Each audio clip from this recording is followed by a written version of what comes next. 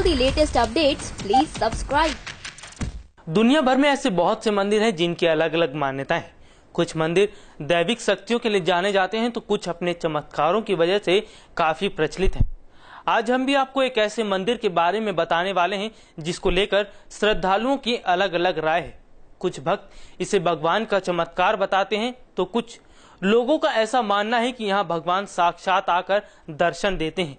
हैरानी वाली बात तो यह है कि शाम के वक्त इस मंदिर के आसपास जो भी भटकता है उसकी आंखें अचानक से बंद हो जाती हैं और वो फिर कभी अपनी आंखों से दोबारा किसी चीज को देखने योग्य नहीं होता है। उन्हें सिवाय अंधेरे के कुछ भी नजर नहीं आता है। आखिरकार इस मंदिर का सच क्या है? क्या वाकई में यहाँ भगवान आते हैं? ऐसा क्यों कहा जाता है कि शाम के वक्त इस मंदिर के आसपास भटकने से लोग अपने नेत्र गवा बैठते हैं? नमस्कार, मैं हूं राहुल शर्मा और स्वागत है आपका हमारे इस स्पेशल प्रोग्राम में। आज हम आपको जिस मंदिर के बारे में बताने वाले हैं वो मथुरा से 15 किलोमीटर दूर है और वो मंदिर है वृंदावन का। आइए आपको दिखाते हैं वृंदावन के निधिवन से जुड़ा एक ऐसा रहस्य जिसके बारे में इससे पहले ना आपने कभी सुना होगा ना ही कभी देखा होगा। पहली बार नेक्स्ट 9 न्यूज आपको दिखाएगा वृंदावन के निधिवन मंदिर से जुड़ा एक ऐसा रहस्य जिसे देखने के बाद आप दंग हो जाएंगे। मथुरा से 15 किलोमीटर दूर वृंदावन मंदिर, जहां श्री बाके बिहारी आज भी साक्षात अवतरित होते हैं। भगवान कृष्ण के दर्शन करने के लिए लोग दूर दराज के राज्यों से यहां आते हैं। कहने को तो श्री कृष्ण जी बड़े ही नटखट और चंचल स्वभाव के हैं, लेकिन रात के वक्त निधिवन में जब वो अपनी लीला दिखाते हैं तो आसपास का नजारा रोशनियों से गूंज उठता है। वृंदावन के निधिवन में इस नजारे को किसी ने देखा तो नहीं है, लेकिन इसके किस्से वहां के पंडितों की जुबान पर हमेशा रहते हैं। चौंकाने वाली बात तो यह है कि रात के वक्त यहाँ इंसान तो दूर, पक्षी तक नजर नहीं आते हैं। ऐसी मान्यता है कि अक्सर यहाँ रात के वक्त भगवान कृष्ण अवतरित होते हैं। इस मंदिर के आसपास जो पेड़ हैं वो अचानक से रात के वक्त गोपियां बन जाते हैं और भगवान कृष्ण राधा के साथ रास लीला रचाते हैं। बताया जाता है कि शाम के वक्त निधिवन में भगवान कृष्ण की आरती होने के पश्चात यहाँ का द्वार बंद कर दिया जाता है। गौर करने वाली बात तो यह कि बहुत से लोगों ने यह जानने की कोशिश की आखिर रात के वक्त निधिवन में क्या होता है। क्या वाकई में यहाँ भगवान कृष्ण अवतरित होते हैं? जिस किसी ने भी इस लीला को देखने का प्रयास किया वो अपनी जिंदगी से हाथ धो बैठा। बताया जाता है कि कुछ समय पहले एक व्यक्ति ने कृष्ण लीला को देखने की हिमाकत की थी, लेकिन उसी वक्त उसके साथ जो घटना हुई उसे बयां कर पाना इतना सरल नहीं होगा। सुबह जब उस व्यक्ति को वहां के पंडितों ने देखा था, उसकी हालत ऐसी हो गई थी मानो उसके शरीर में जान ही ना हो। ऐसा लग रहा था कि वो जिंदा होते हुए भी जिंदा नहीं है। उसके बेजान शरीर में ना तो कोई हरकत हो रही थी, ना ही वो कुछ बोल पा रहा था। तो देखा आपने वृंदावन के निधिवन मंदिर से जुड़ा ये राज।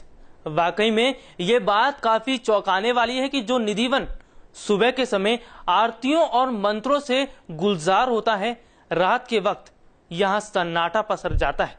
जो पक्षी सुबह के वक्त चहचहाते हैं वही पक्षी रात होते ही यहाँ से प्रस्थान कर लेते हैं। लेकिन ऐसा वाकया पहली बार नहीं हुआ है। कई सालों से इस मंदिर में ऐसा होता आ रहा है कि शाम के वक्त आरती होने के बाद यहाँ के किवाड़ बंद कर दिए जाते हैं। चलिए आपको दिखाते हैं इस मंदिर से जुड़ा एक और रहस्य जिसके बारे में अगर आप सुनेंगे तो आप भी हैरान हो जाएंगे। वैसे तो ये बात बिल्कुल सही है कि निधिवन मंदिर में शाम को आरती के पश्चात मंदिर के किवाड़ बंद कर दिए जाते हैं, लेकिन सुबह के वक्त भगवान कृष्ण के दर्शन जो भी कर लेता है वो कृतार्थ हो जाता है।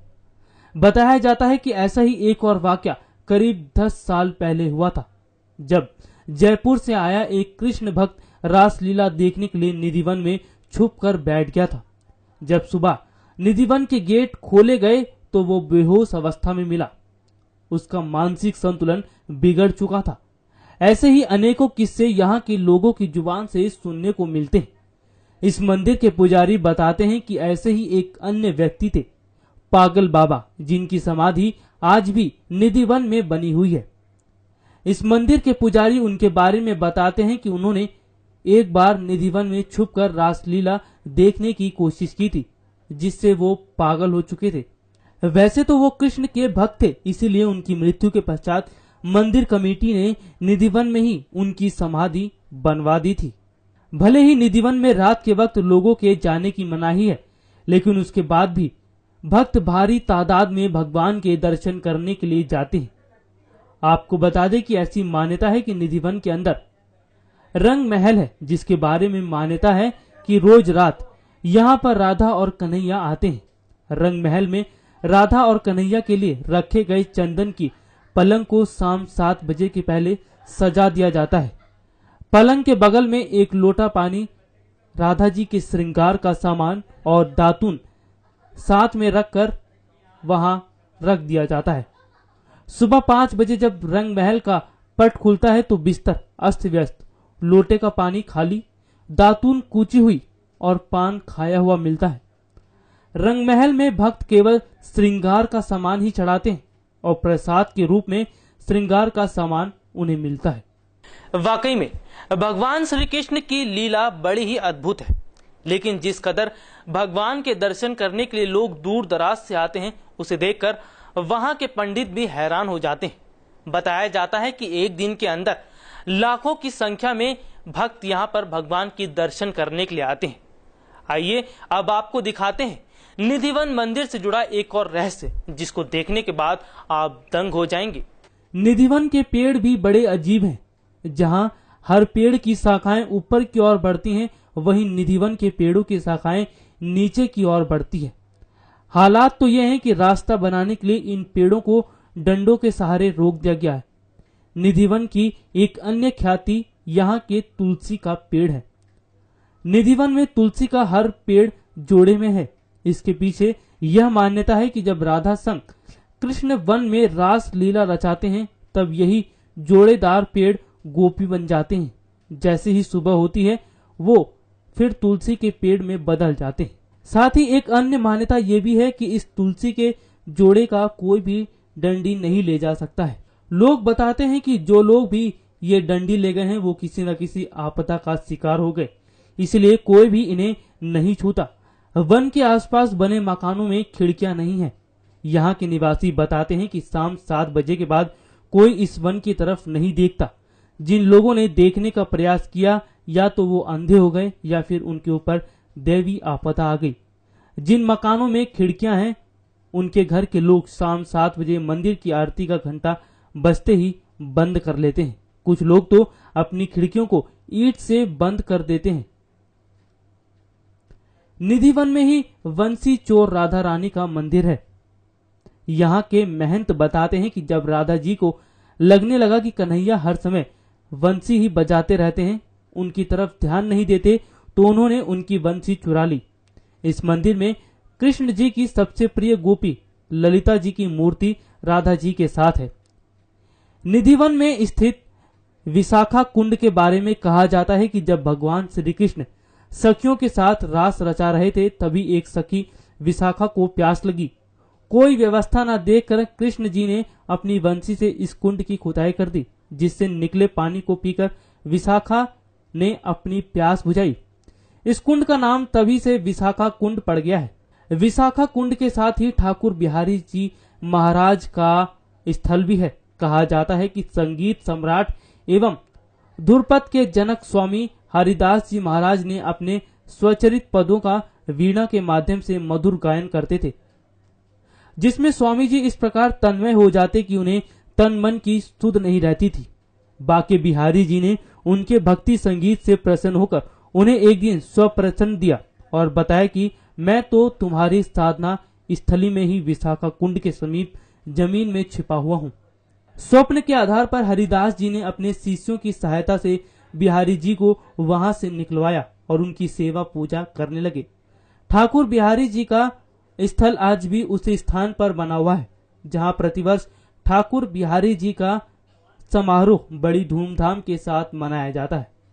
कालांतर में ठाकुर बाके बिहारी जी महाराज के नवीन मंदिर की स्थापना की गई और मूर्ति को वहां स्थापित करके आज भी पूजा अर्चना की जाती है, जो आज बाके बिहारी मंदिर के नाम से प्रसिद्ध है।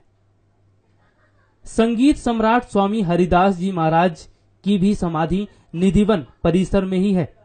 स्वामी हरिदास जी श्री बिहारी जी के लिए अपने स्वचरित पदों के द्वारा वीणा यंत्र पर मधुर गायन करते थे तथा गायन करते हुए ऐसे तन्मय हो जाते हैं कि उन्हें तन मन की सुध नहीं रहती। प्रसिद्ध बैजू बावरा और तानसेन इन्हीं के शिष्य थे।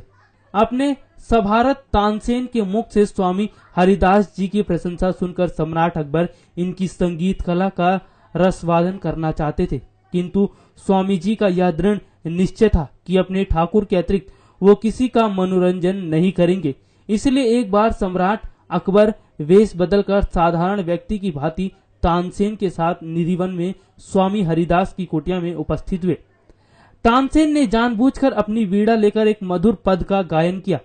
अकबर तानसेन का गायन सुनकर वो मुग्ध हो गए।